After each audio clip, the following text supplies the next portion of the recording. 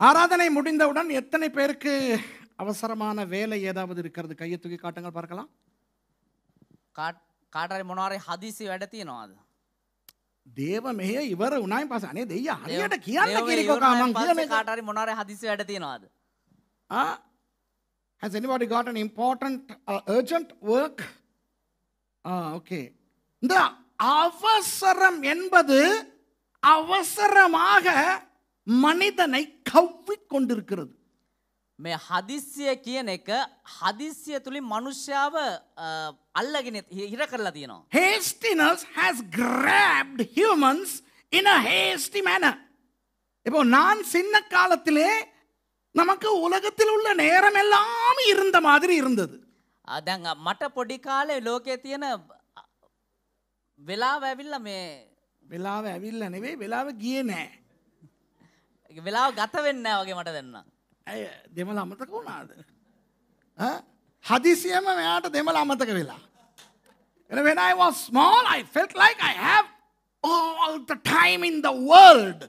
சின்ன காலத்திலே நேரம் இருந்தது அப்பா. පොඩි කාලේ වෙලාව තිබ්බා අපිට. இப்போ கண்டியில இருந்து சுதும்பொலையிலிருந்து கண்டிக்கு நடந்து போகும்போது ரொம்ப நேரம் ஆகும். නුවර ඉඳලා සුදුම්පලට ඇවිදගෙන යද්දි ගොඩාක් වෙලාව ගත වෙනවා. From my home to the city, it took a long time to walk. It took a long time to go to school. ஸ்கூலுக்கு போக ரொம்ப நேரம் ஆகும். පාසලට යන්න ගොඩාක් වෙලාවක් ගත වෙනවා. அந்த 45 நிமிஷம் பாடம் 4 ஹவருக்கு போகும். ඒ විනාඩි 45 පාඩම ඇවිල්ලා නිකන් පැය 4ක කාලයක් යනවා වගේ. The 45-minute period would go on for hours and hours. How many of you all have that experience? எத்தனை பேருக்கு அந்த அனுபவம் இருக்கு? කී දෙනෙකුට ඒ අත්දැකීම තියෙනවද? அப்புறம் ரட்சிக்கப்பட்டு சர்ச்சுக்கு வந்தா ඊට පස්සේ ගැලවීම ලැබලා සභාවට ආවම அந்த அரை மணி தியால பிரசங்கம் 7 ஹவர் பிரசங்கம் மாதிரி இருக்கும். මේ පැය භාගෙ දේශනාව ඇවිල්ලා නිකන් පැය 7ක දේශනාවක් After වගේ. we got saved and came to the church services felt so long. எல்லா நேரம் இருந்தது. இப்ப இடியாப்பம் சுடுவாங்க அந்த காலத்துல. දැන් ඒ දවස්වල ඉන්දියාප්ප තම්බනවා. You know how they made string hoppers those days?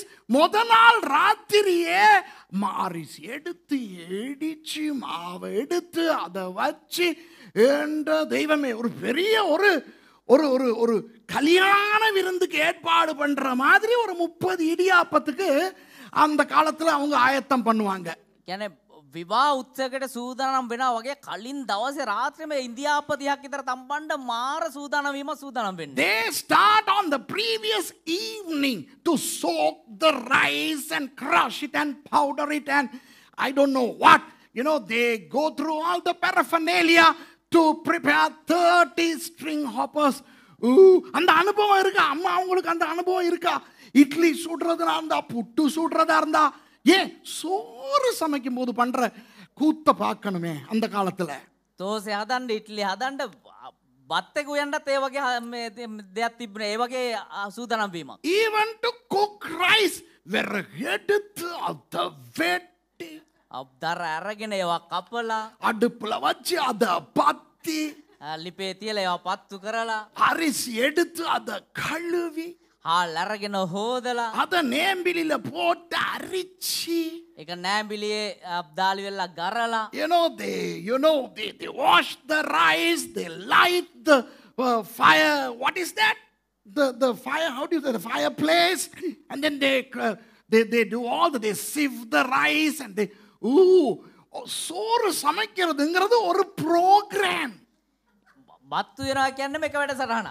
அது ஒரு நிகழ்ச்சி. உடுப்பு கழுவுறது, ඇඳුම් හොදන එක.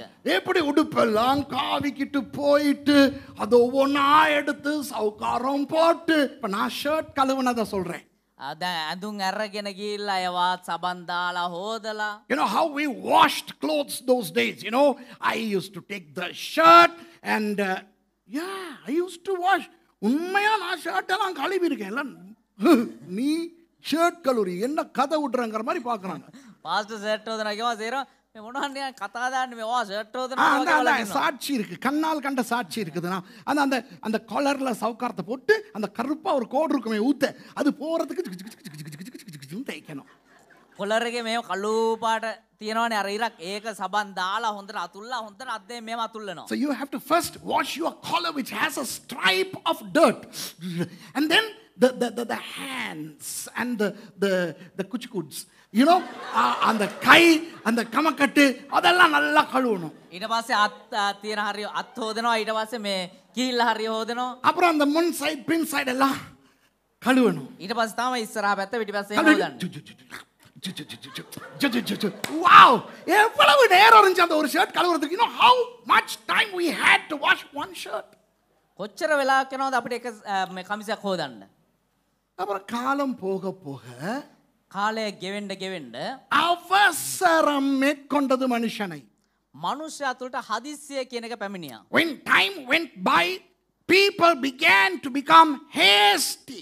They wanted to speed everything up. எல்லாவற்றையும் வேகமாய் செய்கின்ற ஒரு நிலை வந்தது.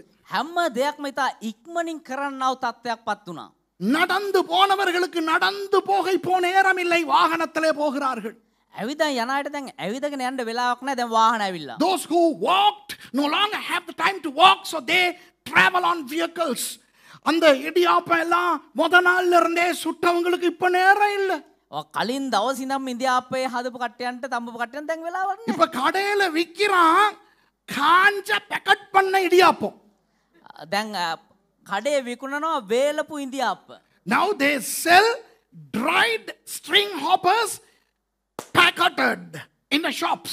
So all you have to do is to buy that, bring that, heat the water up, put it, and string hoppers ready in 5 minutes. அதை வாங்கிட்டு வந்தாச்சு, தண்ணியை சுட வச்சாச்சு, அதுக்குள்ள போட்டாச்சு, இன்ஸ்டன்ட் இடியாப்பம். ඇසුරුම අරන් ආවා උණු වතුර එක රත් කරා ඒකේ තැඹුවා ෂණික ඉන්දියාප්ප. Instant soup. ෂණික සුප්. இல்லைங்கடா, சோறெல்லாம் அரிசி எல்லாம் இப்ப கழுவுறதே இல்லடா. දැන් මේ எந்த தெய்வம் හාල්ලේම දැන් හොදන්නෙම නැහැ. people hardly wash. அப்படி கழுவுனாலும் சும்மா அப்படி ஒரு போட்டு அப்படி போட்டுட்டு ரைஸ் குக்கர்ல போட்டு சுவிட்சை போட்டுட்டு இவங்க போயிட்டு வேற வேலை செஞ்சுக்கிட்டு இருப்பாங்க. டைம் இல்ல. ඒ කියන්නේ එහෙම හේදුවා ටක් ගාලා ගෙනාවා පොඩ්ඩ වතුර දාලා හොදලා වෙලා රයිස් කුකර් එකේ දැම්මා. ඒගොල්ලෝගේ වැඩ ඊට පස්සේ. So they just wash the rice peripherally, they put it on the rice cooker and then they switch the thing on and they go and they do other things. இப்பெல்லாம் கையில துணி கழுவுறதுக்கு நேரம் இல்ல. washing machine. දැන් අතින් හොදන්න ඇඳුම් හොදන්න වෙලාවක් නැහැ දැන් washing machine. Washing machine. The washing machine washes the clothes and the dryer dries the clothes. அந்த துணி கொடி எல்லாம் இப்ப நிறைய இடங்கள்ல இல்லாம போகுது.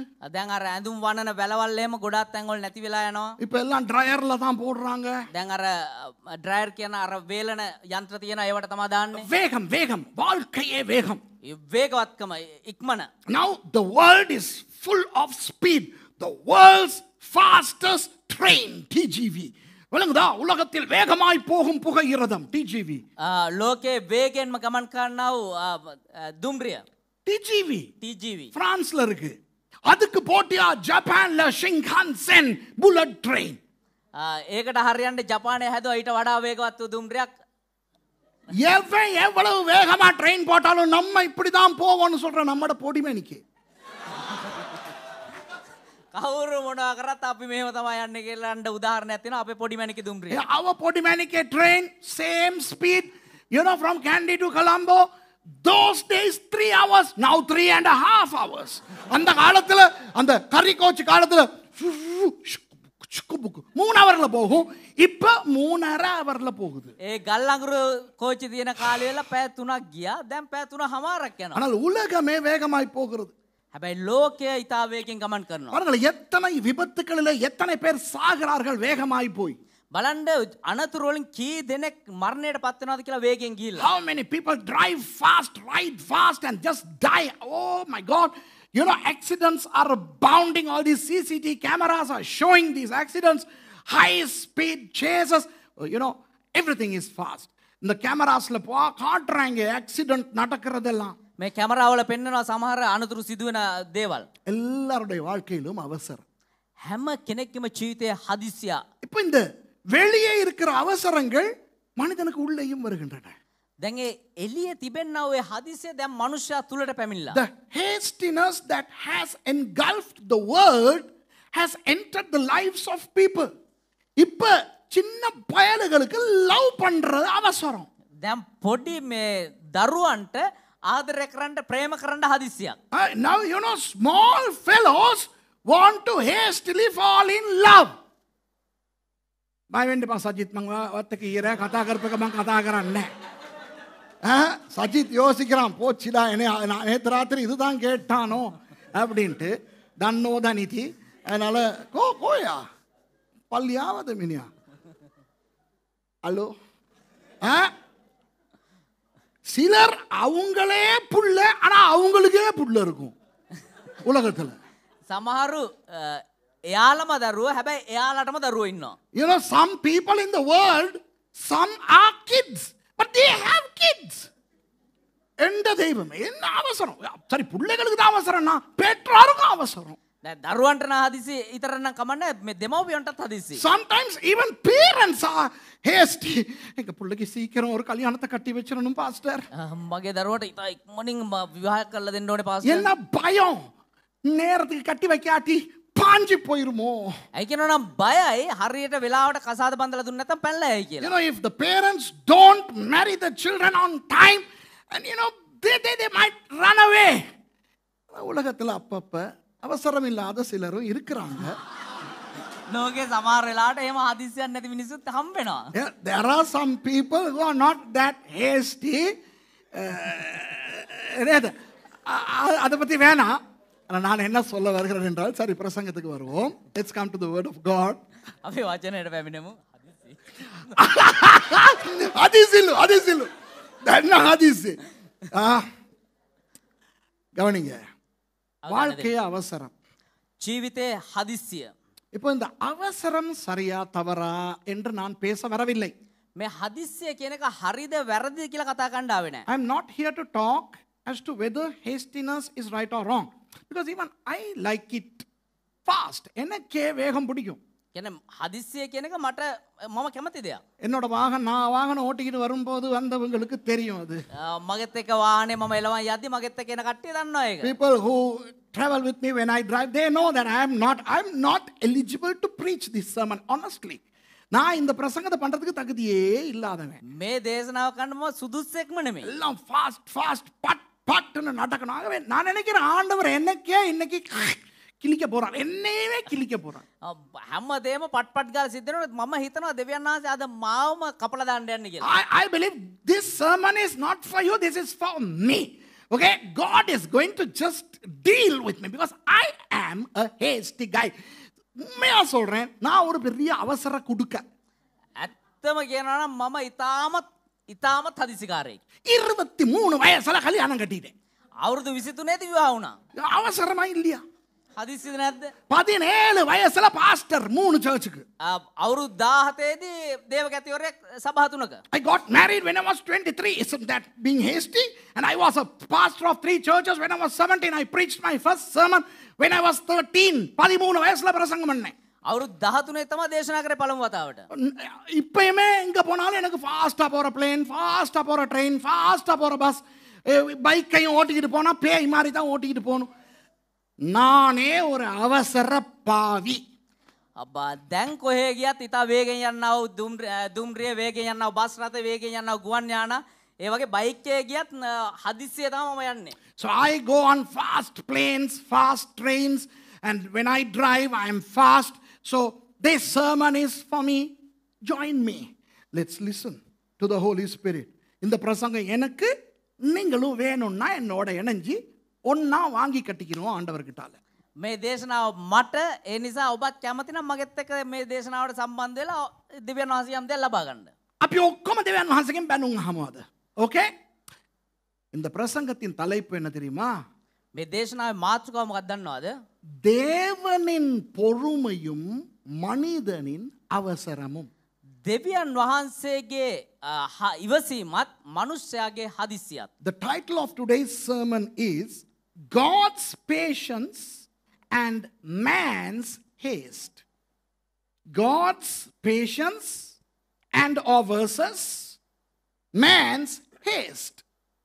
தேவனுடைய பொறுமையும் දෙවියන් වහන්සේගේ ඉවසීමත් மனிதனுடைய அவசரமும். මනුෂ්‍යයාගේ හදිස්සියත්. நம்முடைய தேவன் அவசரமான தேவன் அல்ல.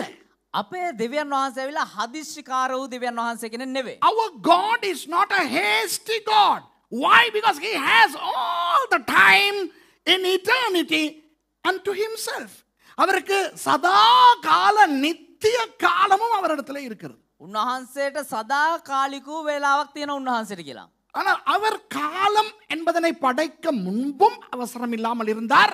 හැබැයි උන්වහන්සේ කාලය කියන ද නිර්මාණය කරන්න කලිනුත් හදිසියක් නැතුව හිටියා. காலம் என்பதை படைத்த பின்பும் அவசரம் இல்லாமல் இருந்தார். ඒ කාලය කියන ද නිර්මාණය කරාට පස්සෙත් හදිසියක් නැතුව ඉන්නවා. You know, God was not hasty before he created time. And even after he created time, he was still patient. தேவனுடைய பொறுமை மாத்திரம் இருந்திருக்காவிட்டால் දෙවියන් වහන්සේගේ ඉවසීම කියන එක විතර නැති වෙලා තිබුණා නම් உலகம் இன்றைக்கு இப்படி இருந்திருக்காது.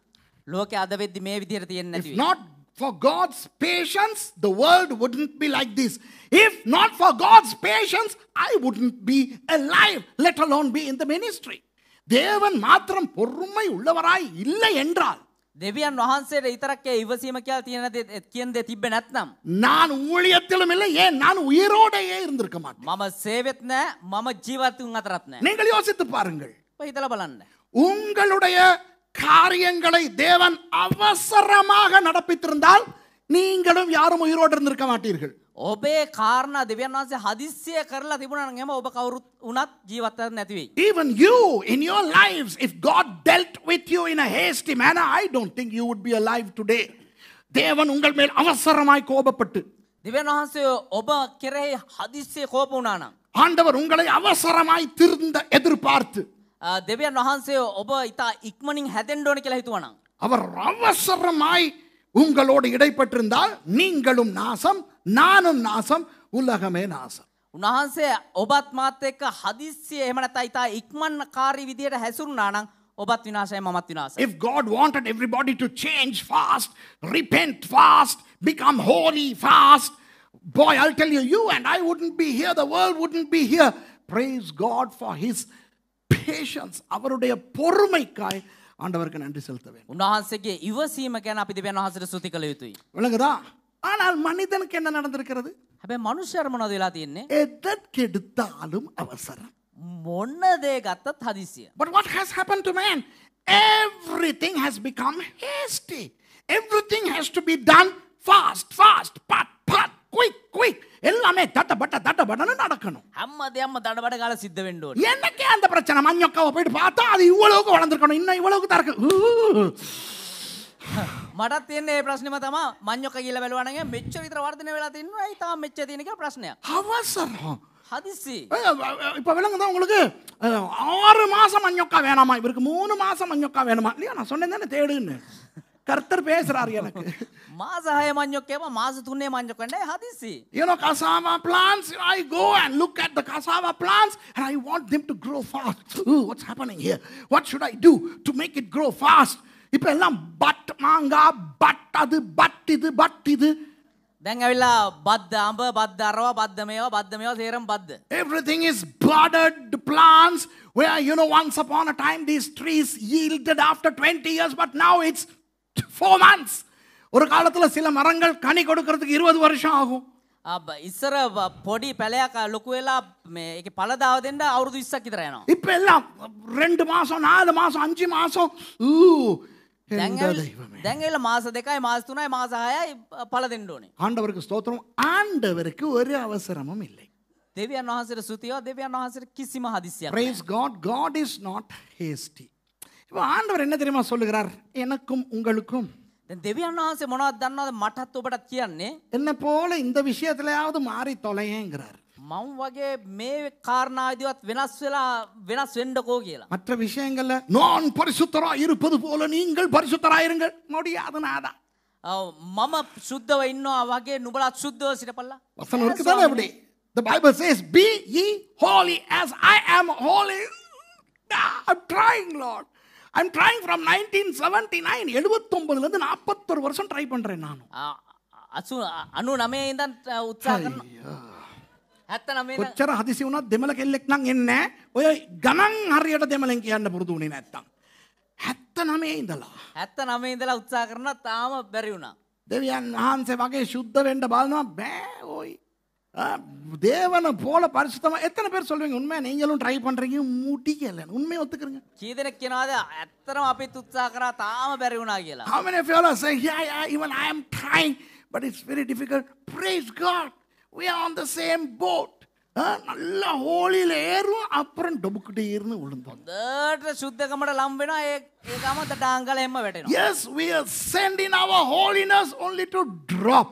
And then there is another verse. நீதிமான் 7 தரம் விழுந்தாலும் எழும்புவான்னு சொல்லி எலும்பி போய்கிட்டே இருக்கிறோம். ඊට පස්සේ කියනවා ධර්මිෂ්ඨයා 7 වරක් වටුණා නැගිටිනවා කියලා බයිබල් පදත් කියනවා. Then praise God, there is another verse for people like us. When the righteous falls 7 times, he gets up.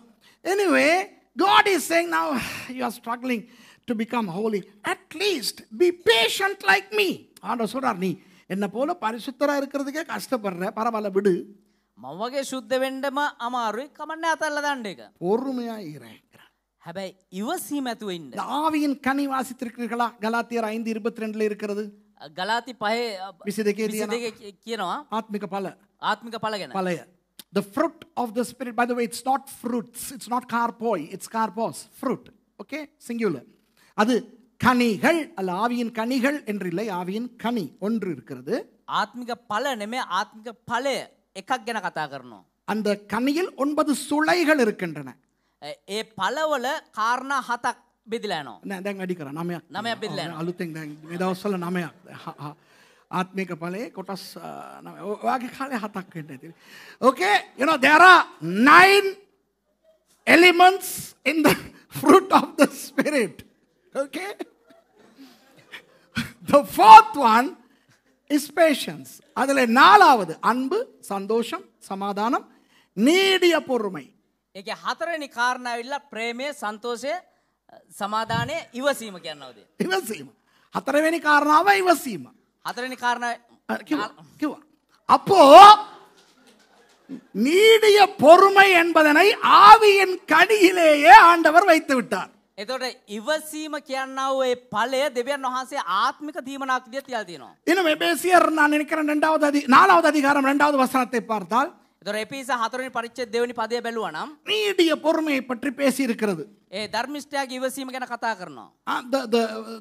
The book of Ephesians chapter 4, I think verse 2 to 4. If you read, it talks about patience and long suffering. So there are so many verses in the Bible where God says, hey people, be patient. வேதத்திலே ஏகப்பட்ட வசனங்கள் இருக்கின்றன. ஆண்டவர் சொல்லுகிறார் நம்மை பார்த்து பொறுமையாயிரு என்று. බයිබලේ බොහෝ පද තියෙනවා දෙවියන් වහන්සේ අපිව බලලා කියනවා ඉවසීමෙන් ඉන්න කියලා. ஏனென்றால் நம்மால் முடியவில்லை. அவசரப்பட்டு அநேக ஆசீர்வாதங்களை நாம் இழந்து கொண்டிருக்கிறோம். ඒ කියනවා නම් අපිට බෑ ඉවසීමෙන් ඉන්න හදිස්සි වෙලා අපි බොහෝ ආශිර්වාද නැති කරගන්නවා. We are encountering problems and we are losing a lot by being hasty. Now, first of all, let's talk about God's patience, okay? தேவனுடைய பொறுமையை பற்றி கொஞ்சம் பார்ப்போமா? දෙවියන් වහන්සේගේ ඉවසීම ගැන පොඩ්ඩක් බලමුද? தேவன் எவ்வளவு பொறுமையா இருந்தார் என்று நான் உங்களுக்கு சரித்திரத்திலே, அதாவது வேத சரித்திரத்திலே ஆங்காங்கே நிறைய இருக்கின்றன. ஒரு 10-15 நான் சொல்லுகிறேன். දෙවියන් වහන්සේ කොතරම් ඉවසීමෙන් ඉන්නවාද කියනව කාරණා පිළිබඳ සමහර තැන් වලින් පෙන්නන බොහෝ තිබෙනවා. හැබැයි පොඩි කාරණා කිහිපයක් පෙන්නන්නම්. I mean, there are myriads of examples as to how God has been patient throughout the biblical history. But let me pick and provide several of them, okay? Say about 10 or 15. How did God create this universe? ஆண்டவர் எப்படி இந்த உலகத்தை சிருஷ்டித்தார்? දෙවියන් වහන්සේ කොහොමද මේ ලෝකය මෙව්වේ? அவர் சர்வ வல்லவர்.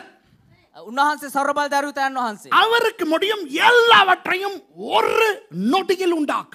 උන්වහන්සේට පුළුවන් මේ සියල්ලම එක නිමිෂයකින් මවන්න.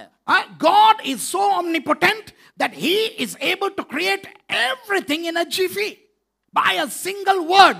ஒரு வார்த்தையாலே முடியும். එක වචනයකින් පුළුවන්. ஆனால் அவர் அவசரம் இல்லாமல் හැබැයි උන්වහන්සේ හදිස්සියක් නැතිව முழு சிருஷ்டியையும் 6ஆக பிரித்து මුළු මැවිල්ලම කොටස් 6කට බෙදලා 6 சகாப்தங்களில் படைத்தார். කාරණා වකවානු 6ක් තුල මැව්වා. God divided the entire creation process into 6 And he used 6 aeons to create the universe. You remember when I taught about Genesis 1:1, I said how God created time, space and matter. உங்களுக்கு ஞாபகம் இருக்கிறதா? ஆதியாகமம் 1:1 நான் சொல்லும் பொழுது நான் சொல்லிக் கொடுத்தேன். ඔබට මතක තියෙනවාද උප්පත්ති 1:1 උගන්වද්දී කියලා දුන්නා. ஆண்டவர் முதலாவது நேரத்தை உண்டாக்கினார் ஆதியிலே. දෙවියන් වහන්සේ පටන් ගැනීමේදී පළමු කොට කාලය නිර්මාණය කරා. කාලය, ඒ කියන්නේ පටන් ගැනීමේදී කියන්නේ කාලය. ஓகே? அதற்கு பிறகு அவர் வானத்தை, அதாவது இடம், ஸ்பேஸ், ඊට පස්සේ උන්වහන්සේ ස්ථානය තැනක් නිර්මාණය அப்புறம் කරා. பொருள் உண்டாக்கினார். ඊට පස්සේ දේවල් නිර්මාණය කරා. அப்போ அவர் அவசரம் இல்லாமல் அதை படைத்தார். උන්වහන්සේ ඒවා හදිස්සියක් නැතුව නිර්මාණය කරා. ஆதியாகமம் 1ஆம் அதிகாரத்திலே தமிழிலே நாள் நாள் நாள் என்று வருவது எபிரேய மொழியிலே யொம். யொம் என்றால் ஒரு பெரிய சகாப்தம். ඒ දින දින කියලා සිංහල බයිබලේ එනේවා යොම් කියලා හේබ්‍රු බයිබලේ එනවා. ඒ කියන්නේ මේ කාල වකවානුවක්. What we find as day in Genesis chapter 1 in Hebrew is yom. So it doesn't need to mean a day as a day that we know, but it is an epoch or an eon. So God was not hasty. He created something and then he enjoyed, and then he created the next, then he enjoyed. So he was so patient in his creation. ஆண்டவர் அவசரம் இல்லாமல் சில காரியங்களை படைத்தார். දෙවියන් වහන්සේ හදිස්සියක් නැතිව සමහර කාරණා නිර්මාණය කරා. அப்புறம் அதை ரசித்தார். ඊට පස්සේ ඒක රසවින්ද. அது நல்லது என்று கண்டார். ඒක යහපත් කියලා දැක්කා. அப்புறம் அடுத்த காரியத்தை படைத்தார். ඊට පස්සේ අනිත් කාරණාව නිර්මාණය කරා. அவசரம் இல்லாமல் படைத்தார். හදිස්සියක් නැතිව නිර්මාණය කරා. ஏதேன் தோட்டத்திலே ඒදන් උයනේ அவர் அவர் மிருகங்களுக்கு பெயர் வைத்திருக்கலாம். උන්වහන්සේට පුළුවන් සත්තුන්ට නම් තියන්න. God could have named all the beasts that he had created, but he allowed Adam to name. And how long it must have taken for that man to name all these animals. ஆதாமுக்கு சொல்றாரு பேர் வைடா அப்படின்ட்டு. ආදම්ට කියනවා නම් තියන්න කියලා. இந்த ஒரு புள்ள பெத்ததுகளே விடிய 2 மணிக்கு எங்களுக்கு கால் பண்ணி பேர் வச்சு தாங்குது. එක ළමයෙක් හදලම දෙක පාන්දර දෙකට විතර කෝල් කරලා කියනවා පාස්ටර් නමක් හොයලා දෙන්න කියලා. ஆதாமுக்கு சொல்றாரு அவ்வளவு மிருகங்களுக்கு நீ பேர் வைடா. ආදම්ට කියනවා මේ ඉන්න හැම සතෙකුටම නම් තියන්න කියලා. அப்ப எவ்வளவு காலம் எடுத்திருக்கும்? ඒතර කොච්චර කාලයක් ගන්න නැද්ද? பொறுமை. ඉවසීම. ஆண்டவர் சொன்னார், දෙවියන් වහන්සේ කිව්වා நீங்கள் இந்த மரத்தில் இருந்து சாப்பிட்டால் சாவீர்கள் என்று. නුඹලා මේ ගහෙන් කෑවොත් එහෙම මැරෙයි කියලා. God told Adam and Eve, if you eat of this tree you shall die. Yes, they ate. அவர்கள் சாப்பிட்டார்கள். ඔවුන් කෑවා. சாப்பிட்ட உடனே செத்தார்களா? කාපු ගම්ම මැරුණාද? Did they die right after they ate? No. Adam lived 930 years before he died. ஆதாம் 930 வருஷங்கள் இருந்துவிட்டு தான் செத்தான். ආදම් 930ක් වර්ෂ ජීවත් වෙලා තමයි මැරුණේ. நோவா காலத்துக்கு வருவோமே. නොවයි කාලෙටමකෝ. ஆண்டவர் சொல்லுகிறார், இந்த உலகத்தை நான் அழிக்க போகிறேன் என்று.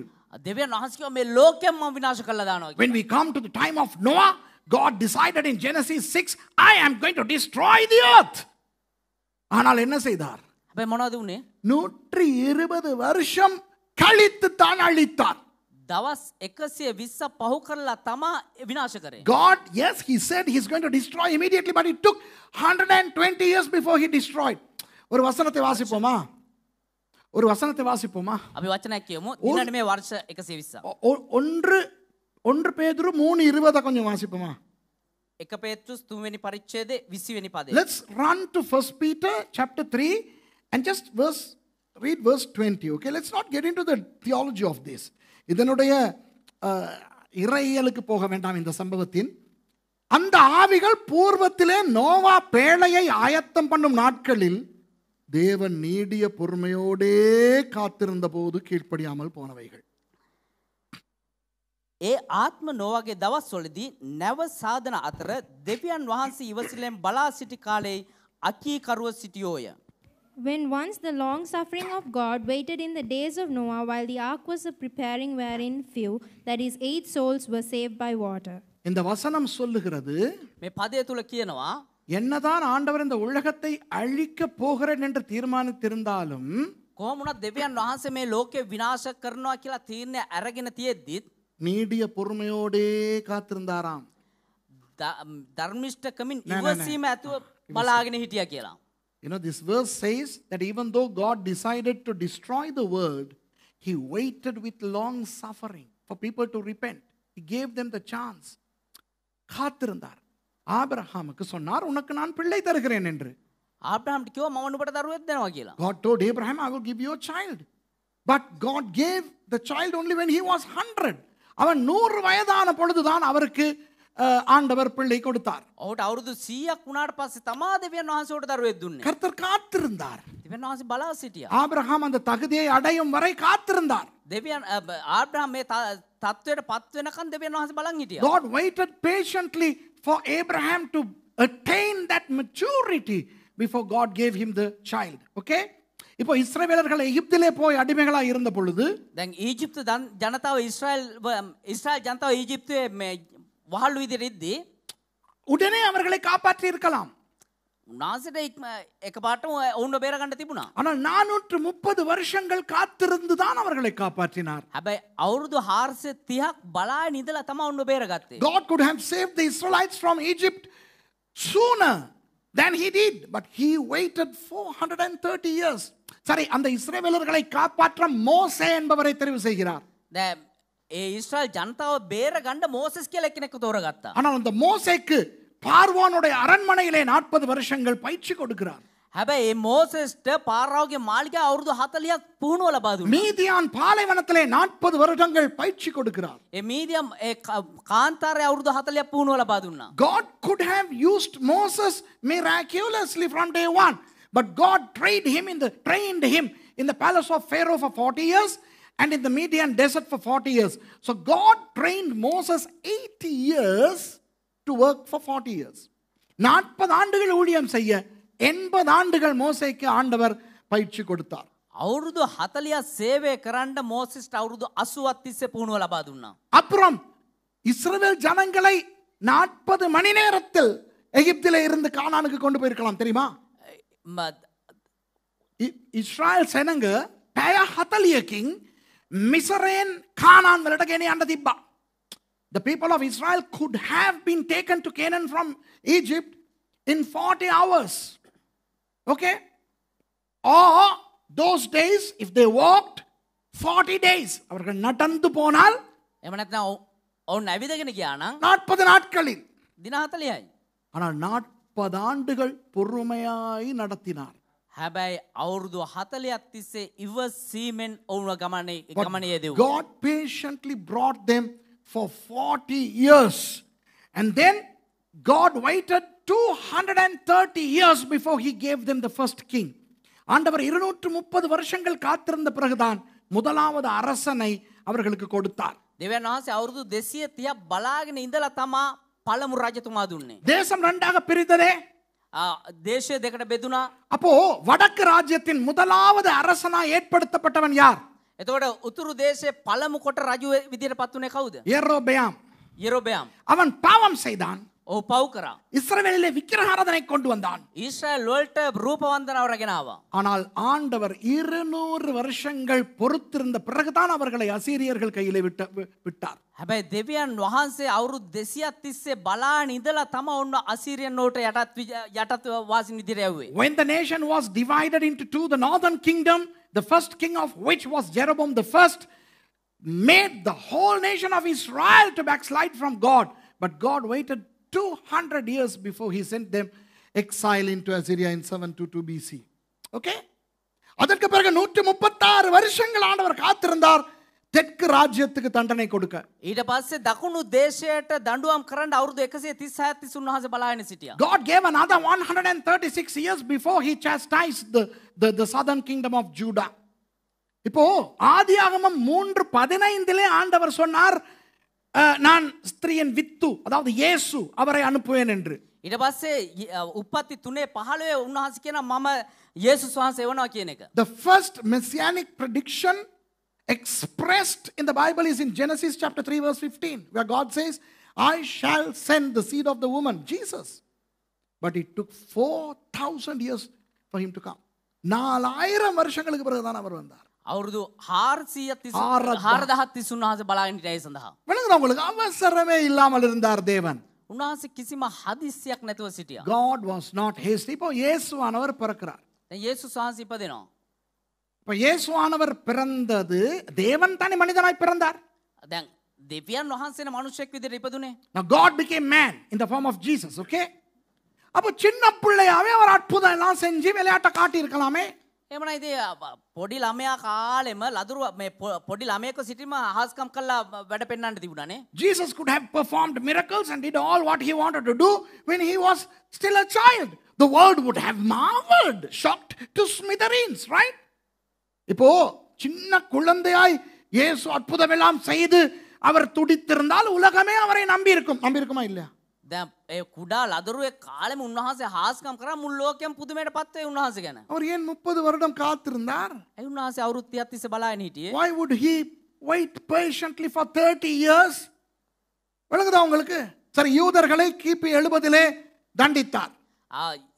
යුදෙව්ව ක්‍රිස්තු වර්ෂ 70 දී විනාශ කරා. God exiled in a diaspora to the Jews in AD 70, and God gave them 1878 years before they could be brought back to their land. 1878 வருஷங்களுக்கு பிறகுதான் ஆண்டவர் அவர்களை மறுபடி தேசத்துக்கு கொண்டு வந்தார். 1878 තමයි නැවත උන්වහන්සේ නෑ අවුරුදු 1878කට පස්සේ තමයි ඒගොල්ලන්ව ගෙනාවේ. இப்ப கடைசியா நான் சொல்றேன். දැන් අවසාන වශයෙන් එක දෙයක් කියන්නම්. 2000 வருஷத்துக்கு முதலே ஆண்டவர் சொல்லிட்டார் சபை எடுத்து கொள்ளப்பட போகுதுன்னு. අවුරුදු 2000කට කලින් දෙවියන් වහන්සේ කිව්වා සභාව නැවත ගන්නවා කියලා. இந்த வர்றேன்ட்டு தான் போனார். මේ එනවා කියලා තමයි ගියේ. 2000 வருஷமா ஆளை காணோம். අවුරුදු 2000 තිස්සේ එයා නැහැ. இந்தா வர்றார். මේ එනවා. இதோ கடைசி காலம். මේ අවසන් කාලේ 2000 years ago when Jesus went, he said, I will come soon. I'm coming back, okay? 2000 years on and he has not showed up yet. Patience. அவ்வளவு பொறுமை அவருக்கு. එච්චර ඉවසීමක් උන්වහන්සේට. விளங்குதா உங்களுக்கு? දැන් තේරෙනවද ඔබට? நமது ஆண்டவர் யார்? අපේ දෙවියන් වහන්සේ කවුද? அவசரம் இல்லாத ஆண்டவர். හදිස්සියක් නැති දෙවි කෙනෙක් තමයි අපේ දෙවියන් Our වහන්සේ. God is not a hasty God. He is a patient God. இப்போ நான் 79லே ரட்சிக்கப்பட்டேன். 79 දී දේවදාසයා ගැලවීම ලැබුවා. I got saved in 1979 and I got a prophecy from my pastor Bosco Gunawardana who said, God has called you into full-time ministry, boy. You will preach the word. I mean, he gave some thundering, interesting, attractive prophecies. என்னுடைய pastor Bosco Gunawardana எனக்கு தீர்க்கதரிசனம் சொன்னார். මගේ දේවදාසයා pastor බොස්කෝ Gunawardena අනාගත වාක්‍යයක් කිව්ව මට. நீ தேவனுடைய வார்த்தையை பிரசங்கிப்பாய். නුඹ දෙවියන් වහන්සේගේ වචනය දේශනා කරයි. நீ உலகமெல்லாம் போவாய். ලෝකයේ පුරා ඔබ යයි. நீ மேய்ப்பனாய் பாஸ்டராய் இருப்பாய். ඔබ දේවදාසයෙක් දේව ගැතිවරයෙක් විදිහට සේවය யோ நல்ல தீர்க்கதரிசனங்களா விட்டார் அவர். சூப்பர். அதெல்லாம் நடந்துருச்சு என் வாழ்க்கையில. හොඳ ලස්සන අනාගත වාක්‍ය කිව්වා. ඒ හැමදේම සිද්ධ වුණා මගේ. All that he prophesied came to pass in my life, so he was a true prophet. But at that time I wanted to sleep that night and wake up as a pastor. எனக்கு என்ன நடந்தது தெரியுமா? හැබැයි මට මොනවද දන්නද ඕන උනේ? அன்னைக்கு அந்த தீர்க்கதரிசனம் கேட்டுட்டு வந்து வீட்ல தூங்கினேன் இல்லையா? එදා ඒ අනාගත වාක්‍ය අහලා ඇවිල්ලා ගෙදර නිදා ගන්නවානේ. காலையில எழும்பும்போது பாஸ்டரா எழும்புறதுக்கு தான் எனக்கு தேவை. උදේ නැගිටිද්දි පාස්ටර් කෙනෙක් කියලා නැගිටින්න තමයි මට ඕනේ. ஆண்டவர் சொல்லிவிட்டார். දෙවියන් වහන්සේ කිව්වා. அப்போ நான் இப்போ பாஸ்டர் எங்க சர்ச் யாருக்கு பிரசங்கம் பண்ணணும்? come on. ඒ නිසා මම දැන් පාස්ටර් කෙනෙක් කාටද මම දේශනා කරන්න කොහොම සභාව? எங்க அம்மா சொன்னாங்க கம்முன்னு ஸ்கூலுக்கு போயிட்டு வா. මගේ අම්මා කිව්වා පාඩුවේ කට වහගෙන ඉස්කෝලේට ගිහලා එන්න. My mother told me now you shut up and go to school and come. அப்ப அம்மாவை பார்க்கும்போது அந்தி கிறிஸ்து மாதிரி இருந்தது. ඒතර අම්මා දිහා බලන්නේ අන්තක්‍රිස්තු වගේ තමයි හිටියේ. When my mother told that, I saw her as the Antichrist, not as Jezebel. அம்மாவை நான் எசபேலா பார்க்கல. අම්මව යෙසබෙල් විදිහට බැලුවේ නෑ. ஏன் தெரியுமா? ඒ දන්නවද? எசபேல்னு ஒன்று இருக்கிறது அப்ப தெரியாது எனக்கு. ඒ දවස්වල යෙසබෙල් කියලා කෙනෙක් දන්නේම නෑ. I never knew of a spirit called Jezebel. Otherwise I would have thought my mother was the Jezebel. எவ்வளவுங்கதா? அப்ப mercy விட்ட அண்ணன் கிட்ட கேட்பாங்க எங்க அம்மா. එතකොට சகோதரி mercyගේ අයියෙන් අහනවා දේවදාසයාගේ අම්මා. பாஸ்டர் ஆண்டன் கிட்ட இவருக்கு தீர்க்க தரிசனம் எல்லாம் ஊழியத்துக்கு வந்திருக்கு தம்பி, இவரை நான் ஊழியத்துக்கு விட்டுறவான்ட்டு. මෙයාට මේ පාස්ටර් කෙනෙක් වෙන්න කියලා අනාගත වාක්‍ය හම්බෙලා තිනවා. මෙයාව මම සේවයට යවන්නද කියලා අහනවා. So my mother used to consult my wife's brother who was a senior pastor at that time, and my mother would ask, my son has prophecies that he is called to the ministry, so what should I do? You know what he said? my would-be Bill, he said, no, he should go to school. அந்த villain என்ன சொன்னார் தெரியுமா? ඒ දුෂ්ටයා මොනවද දන්නවද කිව්වේ? இவனை ஸ்கூலுக்கு அனுப்புங்க அம்மா. අම්මා මෙයාව ඉස්කෝලේට යවන්න. அடுத்த அந்தி கிறிஸ்து. ඒ අනිත් අන්තක්‍රිස්තු. அந்த அந்தி கிறிஸ்துவ பழி வாங்க தான் தங்கச்ச கட்டுனேன்னா. ඒ අන්තක්‍රිස්තුවේ පලි ගන්න තමයි නංගිව කසාද So බැන්නේ. take revenge of that antichrist. I married junior antichristus. Mercy. Well, I take that back. Yeah, those are not good confessions. Joke, right? கவனிங்க. அப்போ எனக்கு என்ன நடந்தது? இப்ப சுட இப்ப பாஸ்டர் ஆகணும். ඒතර මට මොනවද උනේ මේ දැන් උණු පිට මේ පාස්ටර් වෙන්න ඕනේ. பிசாசு துரத்தணும். யகா துருக்கறண்டோனே. යක්ෂ දුරු ගන්න. I want to chase it out. யகா வர எங்க இருக்கிற பேய் வா. சீரியாக்கா வரேன். மகாசோனா வரேன். காளி வா, மாறி வா. மாறி விட்ட அம்மா யாருனாலும் வா. යක්කු වරෙන් කොහෙද ඉන්නේ? යක්කු මාරි හැම එකම කොහෙද ඉන්නේ Marie? So I want to cast the devils, okay, you come. அதாவது எனக்கு சுத்தும்பல பாபுவா ஊழியம் செய்யறதுக்கு ஆசை. එතකොට සුදුම්පල බාබු විදියට තමයි සේවය කණ්ඩ ආස. விளங்குதா? அந்த வயல்ல விளையாடும் போது மோமெண்ட் வாடா அடிச்சுக்கிறதுக்கு என்ன நௌஷாத் தார் எல்லாம் முஸ்லிம்ஸோட தான் அடிச்சுக்கிறது. அப்ப அதே மாதிரி பேயை இப்ப கூப்பிடுறேன் வா. එතකොට අර යාළුවන්ට අර කතා කරන වරෙන් ගහන්න වරෙන් කියලා අර ඒ වගේ තමයි යක්කුන්ටත් කතා කරේ. ஆண்டவர் பார்த்திருப்பார் மேல இருந்து. දෙවියන් වහන්සේ උඩින් නම් බලන් ඉඳිට අයියෝ මූ කියලා. God would have seen me and he would have thought, in vain I let that guy prophesy over him. Now he's not going to school. He's not starting. இப்ப நான் ஸ்கூலுக்கு போறேன் இல்ல, படிக்கிறேன் இல்ல. දැන් ඉස්කෝලේට යන්නේ ඉගෙන ගන්න. விளங்குதா உங்களுக்கு? இப்படித்தானே நாமும் நம்முடைய வாழ்க்கையில. මේව නේද අපේ ජීවිතේ. We are all like that in our own little ways, in our jobs, in our careers, in our businesses, நம்முடைய தொழிலிலே, நம்முடைய ஊழியத்திலே, நம்முடைய வியாபாரத்திலே எல்லாம் இப்படித்தானே. අපේ රැකියාවේ, අපේ සේවයේ, අපේ ව්‍යාපාරේ මෙහෙම තමයි අපිට ඕනේ. சம்பளத்துக்கு வேலைக்கு போன உடனே පඩියට වැඩට ගියපු ගාම அடுத்த இன்கிரிமெண்ட் இப்ப சம்பளத்தை எப்ப கூட்டுவான். කොයි වෙලාවේද පඩි වැඩි කරන්නේ? කොයි වෙලාවේද පඩි වැඩි කරන්නේ? So when we go and find an employment, we are looking for the next increment. Now, I mean, I'm working here for 6 months, no increment. 6 மாசம் வேலை செய்ற சம்பளத்தை கூட்டுறானே இல்ல. මාස 6ක් වැඩ කරා කෝ පඩි වැඩි කරන්නෙම නැහනේ. விளங்குதா உங்களுக்கு? யாரையாவது கல்யாணம் கட்ட விடுங்களே. කාගේ විවාහයක් බලන්නකෝ. காவாரி கசாத பந்தல දෙන්නකோ. ஒரு 2-3 மாசத்திலேயே தொடங்கிடுவாங்க. வயித்துல பூச்சி புழு எதுவும் இல்லையா? මාස දෙකෙන් තුනෙන් මහනවා බඩේ මුකුත් නැද්ද තාම? In our culture, I'm talking about our culture. No sooner somebody gets married, everybody wants that girl to be pregnant. Okay? Is there any news? Any good news? பூச்சி புழு இல்லையா? බඩේ පැටියෙක් නැද්ද? ஆமாவா இல்லையா? இதுக்காகவே புருஷனை புரிஞ்சிக்கிறதுக்கு முந்தி, பொஞ்சாதியை புரிஞ்சிக்கிறதுக்கு முந்தி, புள்ளைய பெற்றுக்கிட்டு இது 3 ஒன்ன புரிஞ்சிக்கிறாம வாழ்ற குடும்பங்கள் இன்னைக்கு இருக்குது. பாஸ்டர்மாருக்கு தான் தலைவலி. එතකොට මේ කාරණාව නිසාම ස්වාම පුරුෂයා බිරිඳවත් බිරිඳ ස්වාම පුරුෂයාවත් තේරුම් ගන්න කලින් ළමයි හදාගෙන මේ 3 දෙනා තේරුම් ගන්න බැරුව පාස්ලාට තමයි දැන් වද්දේගෙන ඉන්නේ. Oh, out of experience I am saying, when these young couples, because of the pressure of the society and the family, they start a family and then they don't understand each other. They are in brawls and they come to us for counseling. Bible school பயலுகளுக்கு நடக்கிறத பார்க்கணுமே. මේ Bible ශිෂ්‍යයන්ට බාන්න Bible විද්‍යාල ශිෂ්‍යයන්ට. These guys who come to Bible college, the day after their graduation they want to become pastors. பட்டம் வாங்கின அடுத்த நாள் இவனுக்கு பாஸ்டர் ஆகணும். උපාධිය ගත්තට පස්සේ අනිත් දවසේ මේගොල්ලන්ට පාස්ටර් වෙන්න ඕනේ. படிச்சு கிராஜுவேட் ஆகி அவங்களோட சர்ச்சுக்கு போன பிறகு பயலுகள்ட்ட நடத்தைய பார்க்கணுமே. ඒ ඉගෙන උපාධිය අරගෙන ඒගොල්ලොන්ගේ සභාවට ගියන් පස්සේ බලන්න ඕනේ මේගොල්ලොන්ගේ හැසිරීම. The day after graduation, now they go to their church. Usually our graduations are on a Saturday. So on Sunday, the way they go to their church, I'm Reverend Doctor somebody.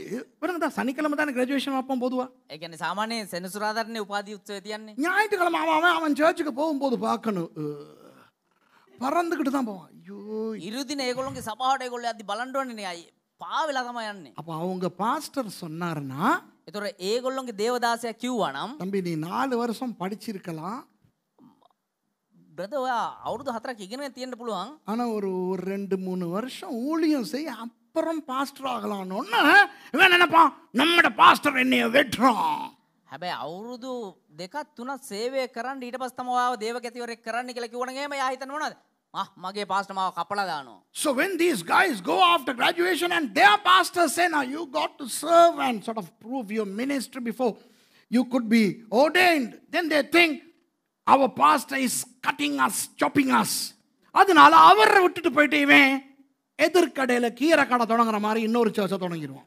එතකොට ඒ නිසාම මෙයා මොනවද කරන්නේ මේ pastor අතල්ලා දාලා අර කඩේට විරුද්ධව මේ පැත්තේ මැල්ලුම් කඩේ පටන් ගත්තා වගේ වෙන සභාවක් පටන් ගන්නවා. அவர் பின்னால போறதுக்கு இளிச்சவாய் 20 காத்திருக்கும் அந்த சர்ச். එයා පිටිපස්සේ යන්නම කට කැඩිච්ච උන්ටයක් ඉන්නවා. You know, this guy would start another church and there'll be 20 believers to follow this new pastor. அப்ப இன்னைக்கு என்ன கிறிஸ்தவத்துக்கு நடந்திருக்கு தெரியுமா? දැන් කිතුරන්ට මොනවද දන්නව සිද්ධ වෙලා තියෙන්නේ? முதிர்ச்சி அடையாத ஊழியர்கள்.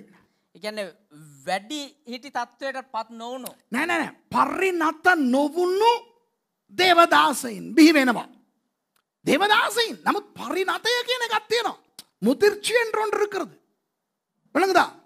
You know, there are ministers who are totally immature. Why? Because of hastiness. அவசரத்தினால் முதிர்ச்சி அடையாத ஊழியர்கள் உண்டு. මේ හදිස්සිය නිසාම පරිණත භාවයට පත් නොවුණු සේවකයෝ. தேவன் வரங்களை கொடுத்தால் දෙවියන් වහන්සේ දීමනා දුන්නා නම් அந்த வரங்களை பொறுமையோடே பயன்படுத்த பழக வேண்டும். ඒ දීමනා ඉවසීමෙන් පාවිච්චි කරන්න පුරුදු වෙන්න ඕනේ. வரம் என்பது அனுமதி பத்திரம் மாதிரி என்று வைத்துக் கொள்வோமே. ඒ දීමනාව කියන්නේ නිකන් අවසර පත්‍රයක් වගේ දෙයක් කියලා பலபத்திரம். බලපත්‍රයක් කියලා හිතමු. Let's hypothesize that a gift of the Spirit is like a driving license. You know, you can't start driving all the vehicles the moment you get hold of a driving license. You need experience. உங்களுக்கு நீங்கள் trial காட்டி liaison அனுமதி பத்திரம் நீங்கள் வாங்கினாலும் ඔබ trial එක පෙන්නලා ඒ මේ வாகன වාහන අනුමත පත්‍රයක් ලබා ගත්තත් බලපත්‍රය ලබා ගත්තත් You speak Singalam? What is this? உடனே எல்லா வாகனத்தையும் ஓட்ட முடியாது. හැමෝටම එක පාටම වාහන එලවන්න බෑ. அனுபவம் வர வேண்டும். ඒකට අත්දැකීම් අවශ්‍යයි. ஆண்டவர் சுகமாக்கும் வரங்களை கொடுத்தவுடன் දෙවියන් වහන්සේ සුව කිරීමේ දීමනාව දුන්න ගමන් அனுபவம் இல்லாமல் அதை பயன்படுத்துவது. අත්දැකීමක් නැතිව මේක පාවිච්චි කරනවා. No sooner the Lord gives somebody the gift of healing, they start using it without experience. And other gifts like gifts of the word of knowledge, gifts of you name it. Okay? And if they use these gifts without experience, they are going to cause humongous problems in the kingdom of God. And அவர்களுக்கு ஆண்டவர் வரங்களை கொடுத்தவுடன் දෙවියන් වහන්සේ උන්ට දීමනා දුන්න ගමන් முதிர்ச்சி அடைய முன்பு அவர்கள் அதை பயன்படுத்துவதால் தேவ ராஜ்யத்திலே பெரிய குழப்பங்கள். ඒ පරිණත භාවයට පත් වෙන්න කලින්ම ඔවුන්ව පාවිච්චි කරන නිසා අද දේව රාජ්‍යය තුල විශාල කැළඹීමක්. நம்முடைய வாழ்க்கையிலே அவசரம் நம்மை நிறைய பிரச்சனைக்குள்ளே தள்ளி இருக்கிறது. අපේ ජීවිතයේ හදිස්සිය අපි බොහෝ ප්‍රශ්න වලට තල්ලු කරලා දාලා තියෙනවා. உங்களுக்கு தெரியும் இந்த பிரசங்கத்தை சிரித்து சிரித்து கேட்டாலோ தூங்கி வழிந்து கொண்டு கேட்டாலோ உங்களுக்கு தெரிகிறது கர்த்தர் உங்களோட பேசுகிறார். ඔබ දන්න ඔබට දැනෙනවා ඔබ කොහොම මේ දේශනා ඇහුවත් දෙවියන් වහන්සේ ඔබත් එක්ක කතා කරනවා කියලා. නෑ ඔබ hina වෙවි අහගෙන හිටියත් නිදි කිර අහගෙන හිටියත් ඒකත් කියන්න ඕනේ. Whether you are listening to this sermon wide awake or groggy, you know that the Lord is reminding you of the losses you experienced because of impatience or hastiness. Okay? உங்களுடைய பொறுமையின்மை அவசரம் நிமித்தமாய் உங்கள் வாழ்க்கைகளிலே என்ன இழந்திருக்கிறீர்கள் என்று உங்களுக்கு இப்போ ஞாபகத்துக்கு வர வேண்டும். ඔබ ඉවසීම නැතුව ඔබේ හදිස්සිකාරීත්වය කලබලකාරීත්වය නිසා ඔබ මොන තත්ත්වයන් වලට ඔබේ ජීවිතේ පත් වෙලා තියෙනවද කියන එක ඔබ දන්නවා. எனக்கு இருக்கிற ஒரு பெரிய பிரச்சனை මට තියෙනව ලොකුම ප්‍රශ්නේ அவசர கோபம். හදිස්සි කෝපය. You know, my main problem is anger in haste. ஒரு பெருசா தலை ஆட்டாத இப்ப அந்த அவசர கோபம் வருது பாத்தீங்களா? தக்கத அதாவது இவங்க எல்லாம் தப்பு பண்றதே இல்லையாம் பாஸ்டர் மகேஷ், நான் அவசரப்பட்டு தான் இவங்களை தண்டிக்கிறேன். எப்படி கதை? கொஞ்சம் உண்மையை ஒத்துக்கிறேலாதே. இந்த கேமராவில் பார்க்குறவங்களுக்கு தெரியல, பைபிள் ஸ்டூடெண்ட்ஸ் பெருசாக ஆட்டுறாங்க. இவ்வளோ நேரம் வேதத்தை பற்றி பேசும்போது ஆட்டலை இப்போ ஆட்டுறாங்க. මෙච්චර වෙලාවක් ඔළුව හොල්ලපු නැති කට්ටිය මේ කෝපය ගැන කතා කරත් මේ බයිබල් ශිෂ්‍යය ඔළුව හොල්ලන ටක් ගාලා. உங்கள் மேலே எனக்கு வார கோபம் அவசர கோபமே இல்லை, நியாயமான கோபம். ඔයාලා ගැන එන කෝපය ඇවිල්ලා හදිස්සි කෝපය නෙමෙයි, ඒක සාධාරණ කෝපය. Look at the Bible students, they are not in their heads when I say, I get anger hastily, my goodness. இல்லை, அவசர கோபம். சில நேரம் விஷயம் என்னவென்று தெரிந்து கொள்வதற்கு முந்திலே பாதியிலே கோபம் வந்துடும். සමහර කාරණා හරියට මොකද්ද කියලා දැනගන්නත් කලින් භාගයක් දැනගරද්දිම කෝපය ඇවිල්ලා. Sometimes before a story ends, right in the middle of the story, I get worked up and then I react to see, in vain. அப்புறம் தான் தெரிய வர, ஐயோ அநியாயம், ஏன் கோபப்பட்டோம், இது இப்படி போகலையே கதை. ඊට පස්සේ තමයි තේරෙන්නේ අයියෝ අපරාධයයි කලබලෙලා මේ තද උනේ මේ. எத்தனை பேருக்கு இந்த அனுபவம் இருக்கு? කී දෙනෙකුට මේ உண்மையை ஒத்துக்குறங்க, உண்மையை ஒத்துக்குறங்க. நான் தான் பெருசா கையை தூக்கிட்டு இது விளங்குதா? I agree man, this is my problem. அது மாதிரி எல்லாமே நான் அவசரம் தான். ඒ වගේ හැම දෙයකටම මම හදිසි. ஐயோ ஆண்டவர் பேசிக்கிட்டு இருக்காரப்பா, எனக்கு எத்தனை பேருக்கு பேசிக்கிட்டு இருக்காரு? දෙවියන් වහන්සේ කී දෙනෙකුට කතා කරනවද? God is talking to me. How many of you all agree that God is talking to you? Let's learn. Okay. இப்போ வேதத்திலே பல சந்தர்ப்பங்களிலே அவசரத்தால் சொதப்பிக் கொண்டவர்கள் உண்டு. බයිබලයේ බොහෝ අවස්ථාවල මේ හදිස්සිය නිසා තමම අවුල් අනාගත කට්ටියක් ඉන්නවා. In the Bible there are so many examples as to how many people blew it because of being hasty. But let me give you just 3 examples. மூன்றே உதாரணங்களை நான் உங்களுக்கு சொல்லுகிறேன். උදාහරණ 3ක් විතරක් කියන්න. ஆபிரகாம் ஆண்டவரால் வாக்கு பண்ணப்பட்டார், உனக்கு ஒரு பிள்ளை கிடைக்கும் என்று. ආබ්‍රහම්ට දෙවියන් වහන්සේ පොරොන්දුවක් ලබා දුන්නා නුඹට දරුවෙක් දෙනවා කියලා. God told Abraham, I am going to bless you with a baby boy, through who your generation is going to become like the stars in the heaven and the sand on the seashore. அந்த பையன் மூலமாக வானத்தின் நட்சத்திரங்களை போல கடற்கரை மணல் போல உனக்கு சந்ததி வரும் என்று ஆண்டவர் சொன்னார். ඒ දරුවා කන්නකොටගෙන අහසේ තරු තරම් මුහුදේ වැලි තරම් නුඹට පරම්පරාවක් දෙනවා කියලා පොරොන්දු වුණා. ஆபிரகாம் லேசுப்பட்ட ஆளா? விசுவாசத்தின் தந்தை. ආබ්‍රහම් කියන්නේ කවුද? ඇදහිල්ලේ පියා. So who was Abraham? He was the father of faith, which would make his wife Sarah the mother of faith. அப்போ சாராள் யார்? விசுவாச தாய். එතකොට සාරා කියන්නේ කවුද? ඇදහිල්ලේ මව. விசுவாச தாய் பாக்குது, ඇදහිල්ලේ මව බලනවා, தண்ட உடம்ப பாக்குது. තමුන්ගේ ශරීරය දිහා බලනවා. The mother of faith went in front of a mirror and she thought, no way that I can give birth to a baby. ஐயோ நான் கிளவி ஆயிட்டேன், අයියෝ මම වයසට ගියා, எனக்கு புள்ள வராது. මට දරුවෝ එන්නේ නැහැ. ஜெபிச்சுச்சா? යාඥා කරාද? Did she pray? Did she consult God? தேவனிடத்துல கேட்டுச்சா? දෙවියන් වහන්සේ ගාව ඇහුවද? குறைஞ்சது புருஷன்கிட்ட போயிட்டு பேசி இத பத்தி கேட்டுச்சா? අඩුම තරමින් ස්වාම පුරුෂයා එක්කවත් මේ ගැන සාකච්ඡා කරාද? At least did she go and consult her husband? She started saying things to her husband that any husband would love to hear. விளங்குதா? அது போயிட்டு புருஷனுக்கு என்ன சொல்லுது தெரியுமா? ඒ ගිහිල්ලා පුරුෂයාට මොනවද කියන්නේ දන්නවද? எந்த ஒரு புருஷனும் கேட்க ஆசைப்படுறவன்னா இது போயிட்டு சொல்லிருச்சு. හැම පුරුෂයෙක්ම අහන්න ආස හිතන දෙයක් කිව්වේ. அத்தான், ஏய், honey, you know that pretty girl that we have brought from Egypt, Hagar, the young girl, அந்த அழகான வேலைக்காரி ஒன்று கொண்டாந்தமே எகிப்துல இருந்து. අර ඊජිප්තුවේ ඉඳන් ලස්සන ගැහණු ළමෙක් ගෙනාවේ. ஆபிரகாம் கேக்குறாரு, ආබ්‍රහම් කියනවා அவளோட சேர்ந்து புள்ள பெத்துக்கிறங்க. එයාත් එක්ක එකතු වෙලා දරුවෙක් බිහි කරන්න. ஆபிரகாமுக்கு கண்ணெல்லாம் மேல போச்சு. Wow. ආබ්‍රහම්ගේ එම් ඇස් ලොකු වුණා. wow. You know when Sarah told, honey, please produce a baby through her. உனக்குதா ஆம்பளைகளுக்கு இப்படி பொண்டாட்டி சொன்னா எப்படி இருக்கும் யோசிச்சு பாருங்க. ස්වාමි පුරුෂයන්ට මෙහෙම බිරිඳ කිව්වනම් කොහොමද? விசேஷமா கிழட்டு ஆம்பளைகளுக்கு.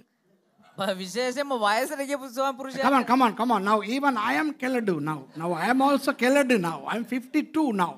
எனக்கு 52 வயசு ஆயிடுச்சு. 52னா கிளவு தான். දේවදාසයට 52යි වයස. ඒ කියන්නේ වයසයි තමයි. මමත් ඉතින් වයසයි තමයි. I am 52, so I am more than half century old. So imagine, hey you guys, imagine if your wife came and seriously told you, you can have a young girl with my blessing. What are you going to say? இப்போ உங்களுக்கு வந்து உங்க பொண்டாட்டி சொல்லிச்சுன்னா, ඔබ ගාවට ඇවිල්ලා ඔබේ බිරිඳ කිව්වා නම් அத்தான் එයි. நீங்க என்ன ஃபீல் பண்ணுவீங்க? ඔබ මොනවද හිතන්නේ? ஆபிரகாம் ஜெபம் பண்ணி பாப்போம்னு சொன்னாரா? ආබ්‍රහම් යාච්ඡා කරලා බලමු කියලා කිව්වද? விசுவாசத்தின் தந்தை, ඇදහිල්ලේ පියා. father of faith, Abraham. Did he say, honey, what are you babbling about? Shall we pray about it? No. Shall we think about it? No. We'll ask God? No. Straight obedience. விளங்குதா? யோசிப்போமா கேட்டாரா? හිතලා බලමු කියලා කිව්වද? ஜெபிச்சு பாப்போமா கேட்டாரா? යාඥා කරලා බලමු කිව්වද? ஆண்டவரிடத்துல கேட்போம். දෙවියන් වහන්සේගෙන් අහමු. இல்ல. මොකුත් නැහැ.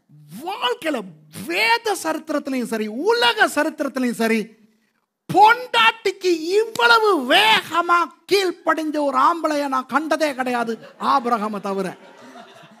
ලෝකයේ හරි බයිබල් ඉතිහාසයේ හරි ආබ්‍රහම් වගේ මේ තරම් ඉක්මනට බිරිඳට කී කරුණු වෙන කිසිම පිරිමියෙක් දැකලා නැහැ. I have never seen a man, be it in the Bible or out in the world for the past 6,000 years, who obeyed his wife so fast, so quick and so perfect. வழங்குதா?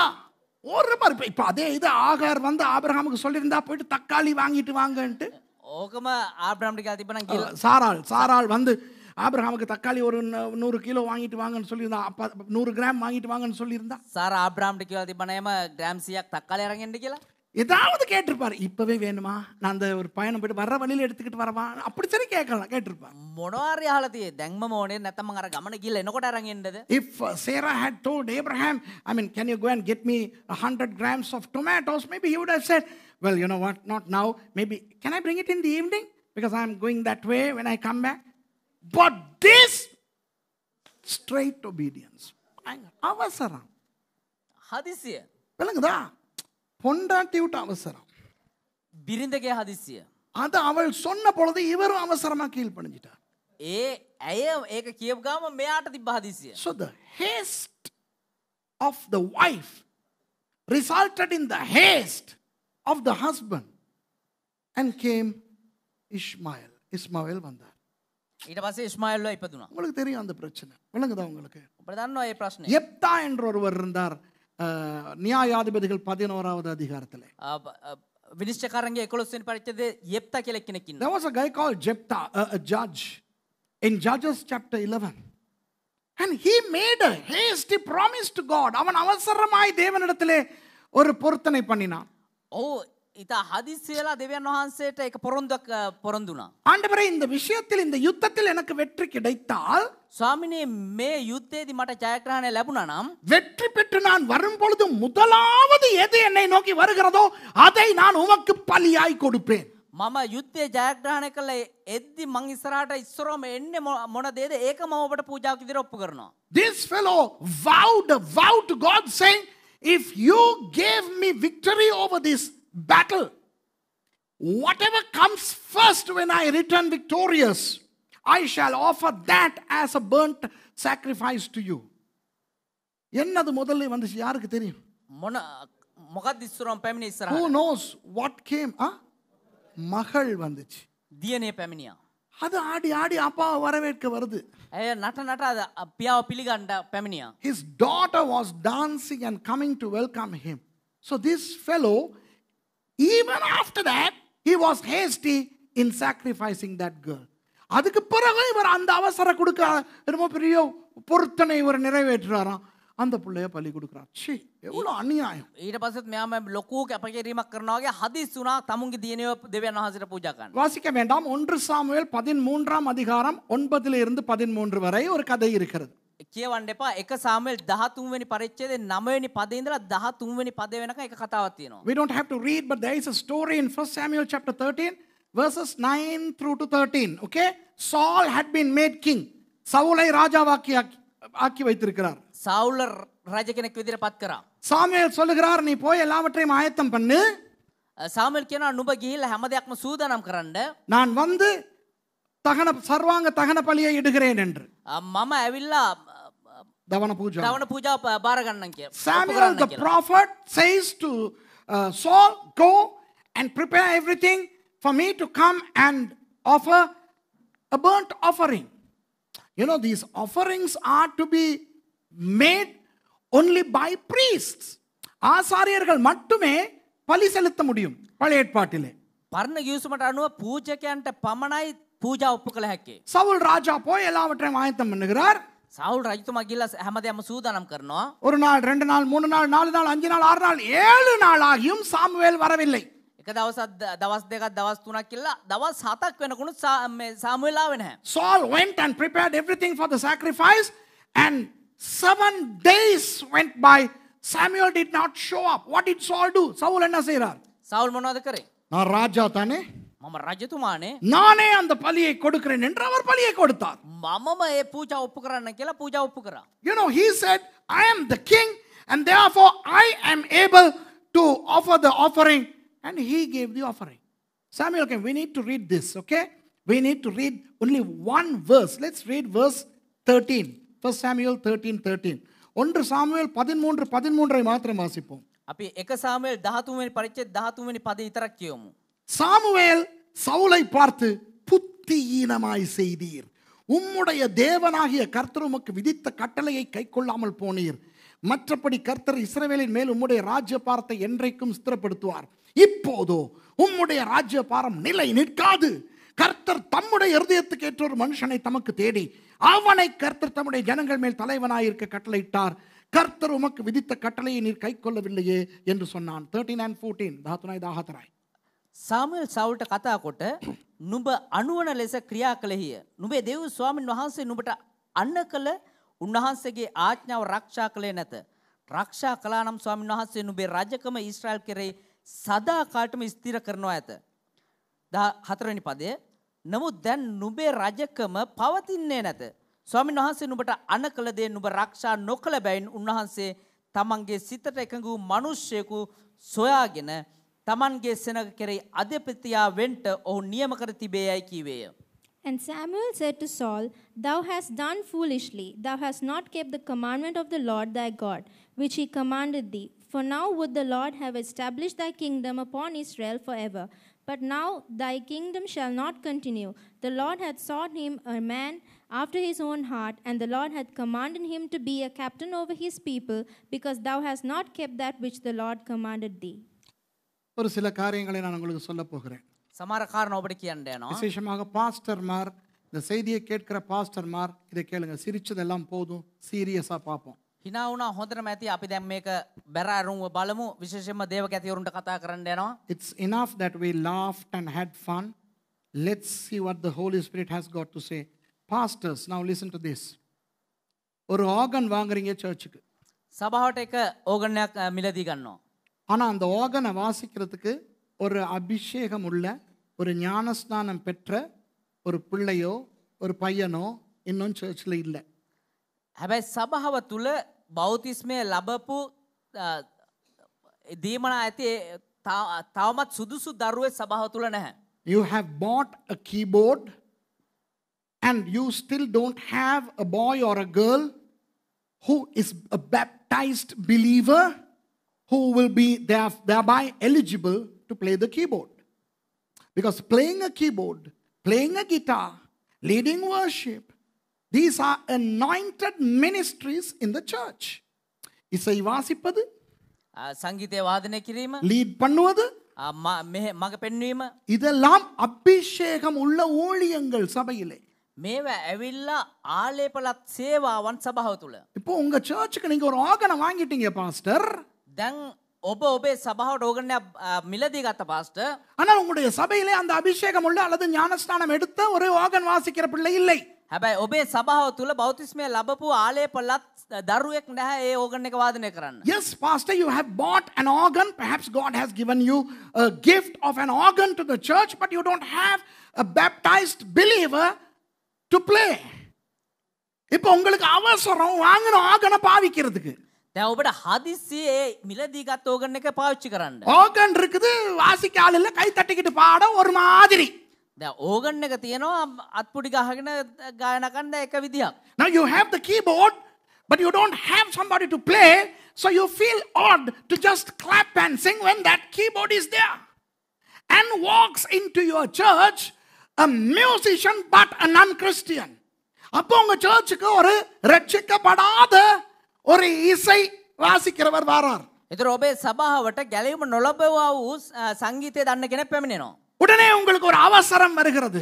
දැන් ඔබට එකපාරටම හදිස්සියක් එනවා. தம்பி, நீங்க இந்த கீபோர்டை வாசிக்கிறீங்களா? මලිවා මේ keyboard වාදනය කරනවාද? அவசரம். හදිස්සිය. So the pastor, hey you pastor, you become hasty and you let that heathen, sorry to say this, that heathen to play the keyboard in an anointed service, and you don't feel bad about that. அந்த ரட்சிக்கப்படாதவர் keyboard வாசிக்க விடுறீங்க உங்க சர்ச்ல. ඔබේ සභාව තුලේ ගැලවීම ලැබපු නැති කෙනා organ වාදනය කරන්න ඔබ ඉඩ හරිනවා. இதைத்தான் சவுல் செய்தார். මේක තමා සාවුල් කරේ. பெலிஸ்தியர்கள் வந்து விட்டார்கள் அடிக்க. පිලිස්තිවරු ආව ගහන්න. பெலிஸ்தியர்களோடு யுத்தம் பண்ண வேண்டும். පිලිස්තිවරුන් එක යුද්ධ කරන්න අවශ්‍යයි. யுத்தம் பண்ண முதல் பலி கொடுக்க வேண்டும். ඒ යුද්ධය කරන්න කලින් පූජා ඔප්පු කළ යුතුයි. தீர்க்கதரிசியை காணலையே. අනාගතවත්වරු තාම නැහනේ. எதிரி வர்றானே. සතුරු එනවනේ. ஐயோ இவர் late ஆகுறாரே.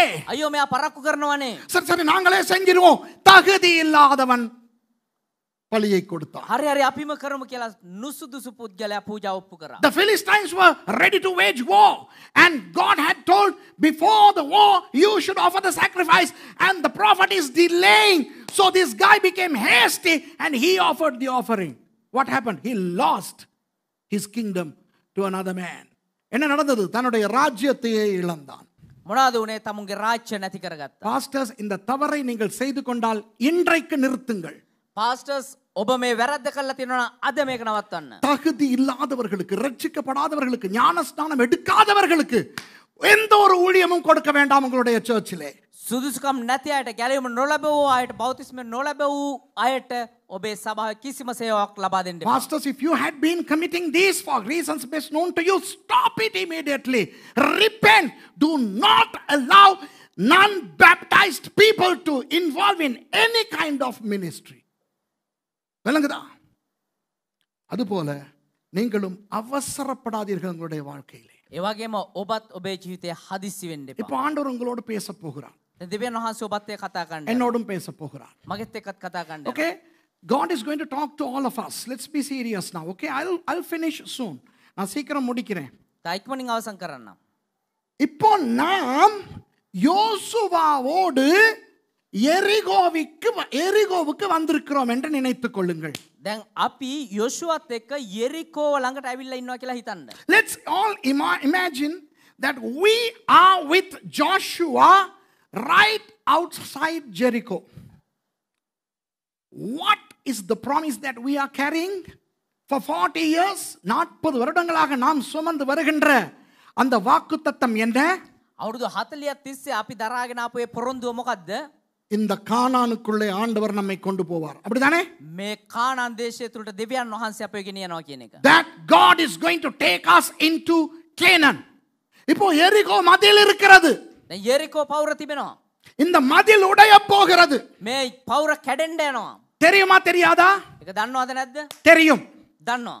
So there is this huge wall of Jericho which we all know only too well that is going to collapse. Okay? So we are now ready to see the wall collapse. அந்த மதில் உடைந்து விழுவதை பார்க்க ஆயத்தமாய் விசுவாசத்தோடு வந்திருக்கிறோம். දැන් ඒ පවුර කඩා වැටෙන එක බලන්න අපි සූදානම්ව විශ්වාසයෙන් පැමිණ සිටිනවා. இப்போ நாம் எல்லாரும் போயிருக்கிறோம் என்னத்துக்கு? දැන් අපි හැමෝම ගිහිල්ලා ඉන්නේ මොන දෙයටද? பாஸ்டர் ஜோஷுவா எங்களை கூட்டிட்டு வந்துட்டார். පාස්ටර් යෝෂුවා අපිව මොනවද දැක්කන් ආවේ? மத்தியில் ஒட்டைக்க போகுது. මේ පවුර කැඩෙන්න යනවා. உள்ள போறோம். අපි ඇතුළට යන්න යනවා. So Pastor Joshua has brought us thus far and the walls are going to collapse and we are going to enter and conquer. ஆனா அங்கன வச்சு யோசுவா பாஸ்டர் திரும்பி சொல்றாரு. හැබැයි ඒ ගැන පාස්ටර් යෝෂුවා ආපහු කියනවා. එතනට ගිහිල්ලා පාස්ටර් ජෝෂුවා හැරිලා බලලා අපිට කියනවා. Now Pastor Joshua stops and he turns and he says, well, you know what? We all have to walk around this wall.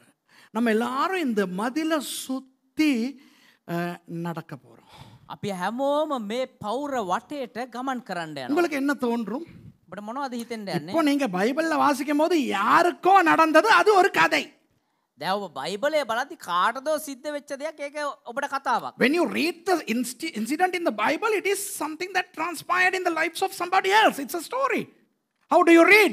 Well, the people of Israelites walked 7 days and 7 times on the 7th day and the walls fell. You know, you read it within 20 seconds. நீங்கள் இதை வாசிக்கும் பொழுது 20 செகண்டில் வாசிப்பீர்கள். ඔබ මේක කියවද්දි තප්පර 20කින් කියවලා ඉවර කරයි. எரிகோ மதிலை சுற்றி சிலவர்கள் 7 நாள் நடந்தார்கள். යෙරිකෝ පවුර වතා 7 වතාවක් මේ ජනතාව ඇවිද්දා. 7ஆம் நாள் 7 தடவை நடந்தார்கள். 7 වෙනි දවස 7 සැරයක් ඇවිද්දා. என்ன மிரக்கல்டாப்பா. எக்காலம் ஊதினார்கள், மதில் இடிந்து விழுந்தது. හොරණ පිම්බා ඒ පවුර බිඳ වැටුණා. So they blew their trumpets and the walls fell. Hey, in 20 seconds the story happened to you, right? உங்களை பொறுத்தவரை உங்களுக்கு அந்த கதை 20 செகண்டில் நடந்தது. ඔබට ඔබ දන්න තරමට ඒක තප්පර 20කින් සිද්ධ වුණ කතාවක්. ஆனா நீங்கள் அங்கே இருந்திருந்தா?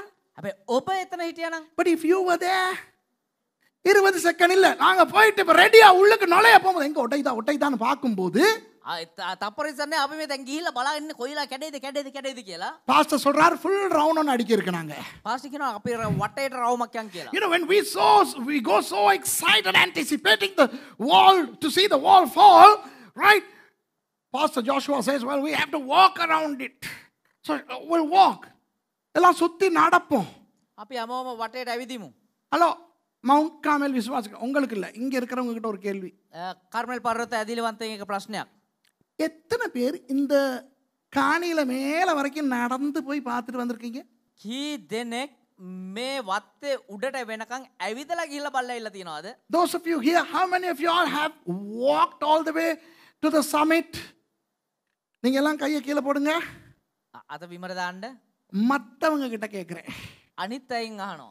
உங்க சர்ச்சுக்கு சொந்தமான உங்க காணிக்கே இன்னும் ஏறி போய் வராத உங்களை எரிகோ மதில சுத்தி நடனா நீங்களா நடக்க போறீங்க? ඔබේ සභාවට අයිති සභාවේ වත්තේ උඩට ගිහිල්ලා පල්ලෙහාට එන්නේ නැති ඔබට මේ පවුර වටේ ඇවිදින්න කිව්වනම් ඇවිදින්නද යන්නේ? Those of you who did not put your hand up, that means who did not go to the summit of this land. If you haven't done this, how can you expect to walk around the wall of Jericho? நானா இருந்தா என்ன தெரியுமா கேட்பேன் pastor Joshua கிட்ட? මම එතන හිටියනම් pastor යෝෂුවාගේ මොනවද දන්නද අහන්නේ? பைக் ஒன்று இருக்குமா? බයික් එකක් තියෙද? டக்குன்னு போயிட்டு வந்துடலாம். ටක්කල ගිහලා ආවේගේ. வணங்கடா. இல்லைன்னா ஒரு ஆட்டோ, එහෙම නැත්නම් ට්‍රිවිල් එක. அட்லீஸ்ட் ஒரு சைக்கிள், අඩුම තරමේ මේ බයිසිකලයක්වත්. பஸ் ஒன்று இருந்தா இவ்வளவு லேசா எல்லாம் ரவுனா போயிட்டு வந்துடலாம். බස් එකක් තිබ්බනම් කොච්චර ලේසේරම ගිහලා එන්න තිබ්බනේ. You know, I would have asked Pastor Joshua, is there a bike that I can use to go around it? I mean, it seems to be a long journey. So what about a trishaw, you know, a scooter taxi or a car or a bus? ஆமாவா இல்லையா? අහයිද නැද්ද? நான் அப்படி கூட கேட்க மாட்டேன். මම එහෙම අහන්නෙත් නෑ. நான் போயிட்டு பாஸ்டர் யோசுவா கிட்ட சொல்லுவேன், මම ගිහලා පාස්ටර් යෝෂුවාට කියනවා பாஸ்டர் ஆண்டவர் எங்களுக்கு இதை உடைக்கிறேன்னு சொல்லி தானே கூட்டிட்டு வந்தாரு. පාස්ටර් දෙවියන් වහන්සේ අපිට මේ කඩලා දෙන්නම් කියලා නිකන් ආවේ. அப்புறம் ஏன் சுத்தி அலையணும்? අය මොකටද මේ වටේ ඇවිදින්න ඕනේ? அனாவசியமா டைம் போகுது. නිකන් බොරුවට කාලේ නාස්ති කරනවා. டக்குன்னு வந்தோம் அடிச்சோம், எத்தனையோ வேலை இருக்கு தானே செய்யறதுக்கு பாஸ்டர். ஏன் ආව ගැහුවා අපිට කොච්චරද වැඩ තියෙනවනේ. நான் இருந்தா அப்படி சொல்லுவேன். මම හිටියනම් එහෙම තමයි කියන්නේ. அதனால தான் ஆண்டவர் என்னை அங்க வைக்கல. ඒ නිසා තමයි මාව දෙවියන් වහන්සේ එතන තිබ්බේ නැත්තේ. If I were there, I would have gone and told Pastor Joshua, well, do we really have to do this? After all, we have the promise. God told us that it's going to happen. So let's believe without having to walk. நானும் தான் நடப்பேன் pastor. ஆனா நடக்க கஷ்டப்படுறவங்க எல்லாம் இருக்காங்க இங்க. මට නම් ඇවිදින එක ප්‍රශ්නයක් නෑ පාස්ටර්. ඒ වුණාට ඇවිදින්න අමාරු කට්ටිය ඉන්නවා. There are those who are finding it difficult and also animals.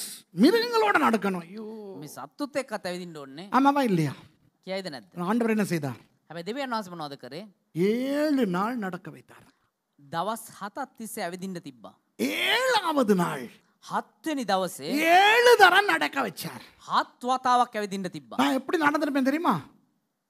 நான் எப்படி நடந்திருப்பேன் මම தெரியுமா? කොහොමද දන්නවද ඇවිදින්නේ? எங்கடா வெடிப்பு கிடிப்பு ஒண்ணுமே காணாமே. මොකද්ද නිකන් එක පිපිරීමක්වත් නැහනේ. சரி வராதோ? හරියන්නේ නැති වේද?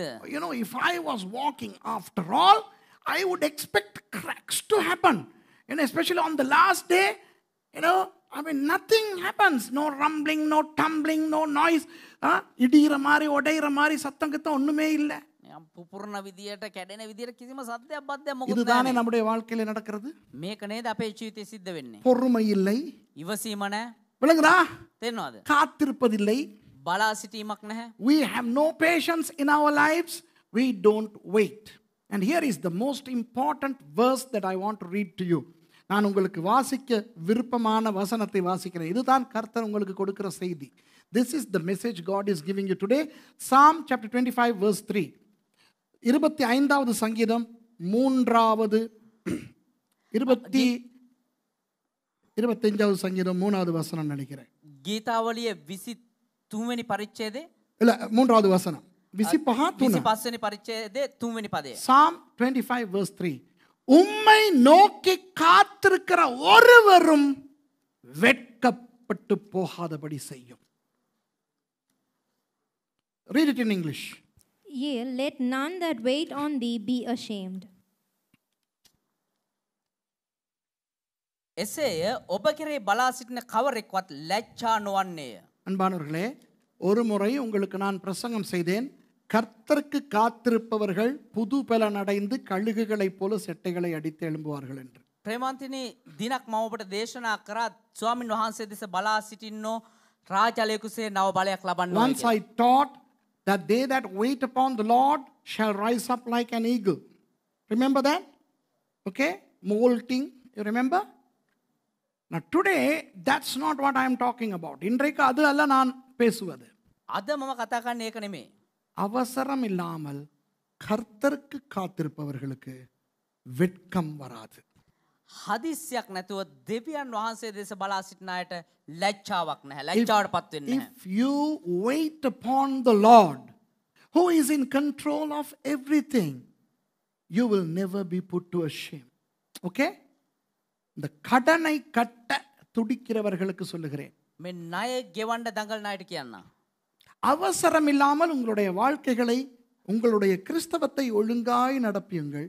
හදිස්සියක් නැතුව ඔබේ කිතුණු ජීවිතය හරියාකාරව ගත කරන්න கர்த்தர் கடன்களை அடைப்பார். දෙවියන් වහන්සේ ණය ප්‍රශ්න විසඳයි. Those of you who are in debt, listen. You put things right in your lives according to the Bible, then the Lord will clear those debts. உங்க பிள்ளைகளுக்கு கல்யாணம் பேசிக்கிட்டு இருக்கிற அம்மா அப்பாவுக்கு சொல்றேன். ඔබේ දරුවට විවාහයන් කතා කරන්න අම්මලා තාත්තලාට කියන්න. அவசரப்பட்டு பிழையான ஆளுக்கு உங்க மகளை கட்டி கொடுத்துறாதீங்க. හදිස්සි වෙලා වැරදි පුද්ගලයෙකුට එහෙම නැත්නම් තැනැත්තියකට ඔබේ දරුවව දියණියව විවාහ කරලා දෙන්න එපා. Parents who want your children to get married, don't be hasty and give away your son or your daughter to the wrong person. We see a lot of such unequally yoked couples facing trouble. அந்த மாதிரியான இணைப்புகளால் அவதிப்படுகின்ற பலரை நான் பார்த்திருக்கிறேன். ඒ වගේ හදිස්සි වෙලා සිද්ධ වුණු බොහෝ කාරණා බොහෝ පුද්ගලයන් දැකලා තියෙනවා. கர்த்தருக்கு காத்திருங்கள். දෙවියන් වහන්සේ දෙස බලා සිටින්න வெட்கமடையாதபடி உங்கள் பிள்ளைகளுக்கு நல்ல பெண்ணை மாப்பிள்ளையை கர்த்தர் கொடுப்பார்.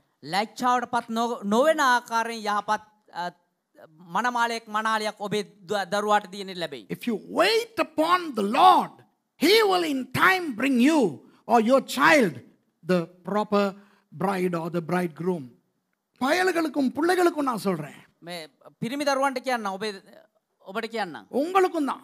මටත් එක්ක. இல்ல சீரியஸ், இப்ப இது ஜோக் இல்ல. கர்த்தருக்கு காத்திருங்கள்.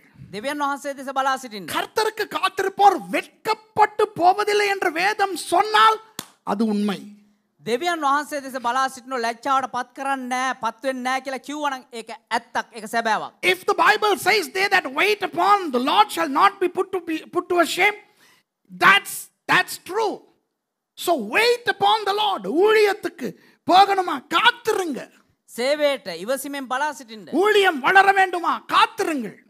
සේවාවන් වර්ධනය වෙන්න ඕනද, බලා සිටින්න. Do you want to jump into the ministry? Do you want your ministry to grow? Wait. The Lord is not in a hurry. ஆண்டவர் அவசரமா இல்லை. දෙවියன் වහන්සේට හදිස්සියක් නැහැ. சில பேர் சொல்லுகிறார்கள், நான் ஏன் படிக்கணும், படிச்சு காலத்தை விரயம் செய்யணும், இப்ப போயிட்டு ஆத்துமாக்கள் ஆதாயம் பண்ணணுங்கிறாங்க. සමහරු කියන අයි මං ඉගෙන ගන්න ඕනේ, ඉගෙනගෙන අයි කාලේ නාස්ති කරන්න ගිහිල්ලා මට ආත්ම දිනා ගන්න පුළුවන් නේ කියලා. Why should I waste my time studying when I should be going and evangelizing? Hey, no, wait on the Lord. The Lord will strengthen you. கர்த்தருக்கு காத்திருங்கள், அவர் உங்களை பலப்படுத்துவார். දෙවියන් වහන්සේ වෙනුවෙන් බලා සිටින්න උන්වහන්සේ ඔබ ආරක්ෂා කරයි. அவசர தீர்மானங்கள் எடுக்காதீங்க. හදිසි තීරණ ගන්න එපා. எவனாவது வந்து வெளிநாட்டுக்கு உன்னை அனுப்புறேன்னா பாஞ்சிக்கிட்டு போகாதீங்க. කවුරු හරි කියවනවා ඔබ පිටරට යවන්න කියලා පැනගෙන යන්න එපා. If somebody says I'll send you abroad, don't jump into it. Don't be hasty. Okay? உனக்கு நல்ல தொழில் ஒன்று வாங்கி தரேன் கொழும்புல. කොළඹ හොඳ රැකියාවක් හොයලා දෙන්නම්. பாஞ்சிக்கிட்டு ஓடாதீங்க. පැනගෙන යන්න එපා. I'll get you a better job in Colombo. Don't run. I'll get you a better business alliance. ஒரு நல்ல வியாபாரத்தை அறிமுகப்படுத்துகிறேன். அவசரப்படாதீங்க. හොඳ ව්‍යාපාරයක් ඔබට පෙන්වන්නම් කිව්වොත් හදිසි වෙලා යන්න එපா. எதற்குமே அவசரப்படாதீங்க. කිසිම දෙයකට හදිසි වෙන්න එපා. நான் நினைக்கிறேன் நிறைய பேர் நம்ம கடன்ல மாட்டிக்கிட்டு இருக்கோம், வியாதியில மாட்டிக்கிட்டு இருக்கோம், பிரச்சனையில மாட்டிக்கிட்டு இருக்கோம். அவசரம். මම හිතනවා බොහෝ දෙනෙක් ණය ප්‍රශ්න වලට මුහුණ දීලා තියෙනවා, ඒ වගේම රෝග වලට මුහුණ දීලා තියෙනවා. මේ හැම දෙයකටම හේතුව පෞල් ප්‍රශ්න වලට මුහුණ දීලා තියෙනවා, හදිස්සිය. Most of us are facing unnecessary problems in life, families and ministries and jobs because of haste.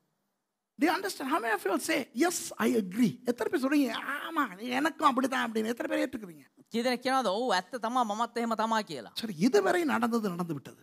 මෙච්චර කාලෙ සිද්ධ වුණ දේ අතහැරලා දාන්න. இனி கவனமாயிருப்போம். ආයෙ පරිස්සමින් ඉමු. தேவன் பொறுமை உள்ளவர். දෙවියන් වහන්සේ ඉවසිලිවන්තයන් වහන්සේ. நம்முடைய அவசரத்தால் நாம் நிறைய விஷயங்களை இழந்து கொண்டிருக்கிறோம். අපේ හදිස්සිය නිසා අපි බොහෝ දේවල් නැති කරගනිමින් Our සිටිනවා. God is patient. Okay? And we are losing a lot of good things because of our impatience. So from today, be patient and you shall never be put to shame. நீங்கள் இனிமேல் கர்த்தருக்கு காத்திருங்கள். ආයෙ ඔබ දෙවියන් වහන්සේ වෙනුවෙන් බලා සිටින්න. ஒரு நாளும் வெட்கப்பட்டு போக மாட்டீர்கள். කවදාවත් ලැජ්ජාවට පත් වෙන්නේ නැහැ. அவசரப்படாதீர்கள். හදිසි වෙන්න එපා. பாஸ்டர், உங்க சர்ச்சுக்கு ஒரு ஞானஸ்நானம் எடுத்த உங்களுடைய ஒரு சபை பிள்ளையே ஆர்கன் வாசிக்க வர்ற வரைக்கும் காத்திருங்க. கண்டவங்களையும் வாசிக்க விட்டு கர்த்தருடைய ஆலயத்தை அசுசிப்படுத்தாதீங்க. පාස්ටර්ස් ඔබේ සභාවෙන්ම දරුවෙක් නැගිට්ටවයි බෞතිස්මය ලබලා සේවයට සුසු දරුවෙක් දෙවියන් වහන්සේ ඕගන් වාදනය කරන්න එවයි. දකින්න කෙනාව සභාවට එන්න හැම කෙනාම සේවය පාවිච්චි කරන්න එපා. நான் பாஸ்டர் மார் என்று சொல்லவில்லை. பாஸ்டர் லா கேளுக்குவேன். පාස්ටර්ස්ලා කියලා කියෙව්වේ නැහැ. பாஸ்டர் உங்களுக்கு தெரியும். கர்த்தர் பேசட்டும். ඔබට දන්නවා දෙවියන් වහන්සේ කතා කරමු. எழுந்திருந்து முடிப்போம். අපි නැගී සිට අවසන් කරමු.